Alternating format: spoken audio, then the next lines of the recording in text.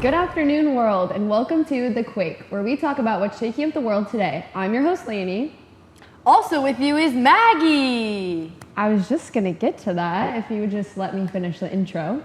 Oh, my fault. Continue quost. Quost?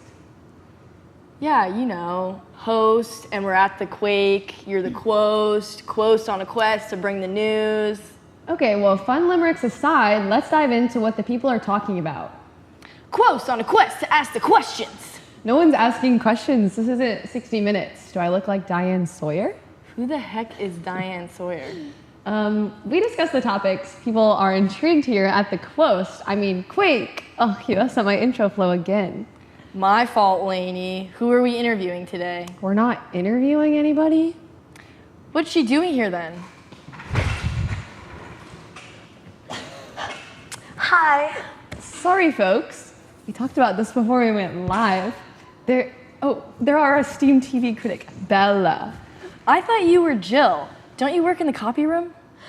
I'm the most famous TV critic known in the celebrity sphere. You know this. I've written numerous reviews in Vogue. I don't think I've actually read a Vogue article before. Why are you reviewing TV shows in a fashion magazine? I could have sworn I saw you making copies this morning. Hey, let's talk about Severance. People want to hear about that crazy ending to the season, not an interrogation on resumes. No. Hang on for a second. Who are you? Like, you were Jill, but now you're Bella? Did you get, severed? No, I mean, I am Bella, but I'm also Jill. The producer said it's complicated. I literally saw you making copies this morning. Yeah, and now I'm bringing a critical eye to the latest episode of Severance. That's the magic of television. Part of that magic is staying on topic.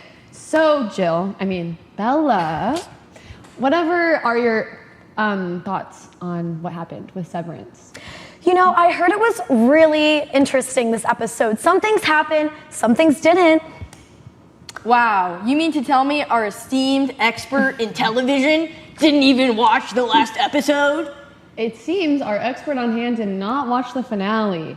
That's fine. I mean, it's Apple TV anyways, right? Let's move on. Maggie, Bella, what did you think of the astronauts making it back to Earth? 8 months in space is a long time. I'm not sure what would be crazier. That or getting severed at work and not even knowing it. Did you guys hear that jorts are making a comeback? The latest intel says Sydney Sweeney is preparing to start a hot denim summer for all the girlies. You do know that severed isn't a real thing, right? Oh yeah, for sure. Just a silly TV creation. Could never happen in real life.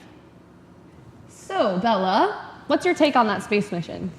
I'm glad you asked, Lainey. This is a field I'm particularly interested in, and I will say, based on my research, denim could be in for our space rangers. Oh, fascinating. Tell us more. You know about space travel, logistics? When did Vogue get a science section?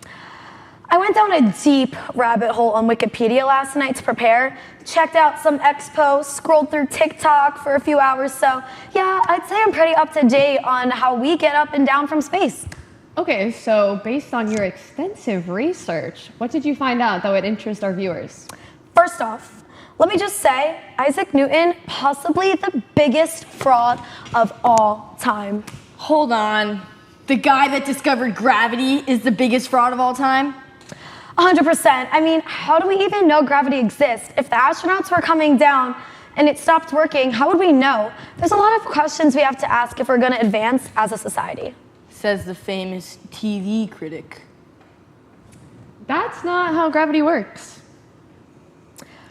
That's what big tech wants you to think, but let me ask you guys this. Have they tested gravity everywhere? No, it's not possible. I like to keep an open mind. Like one that's open now and one that opens when you leave for work?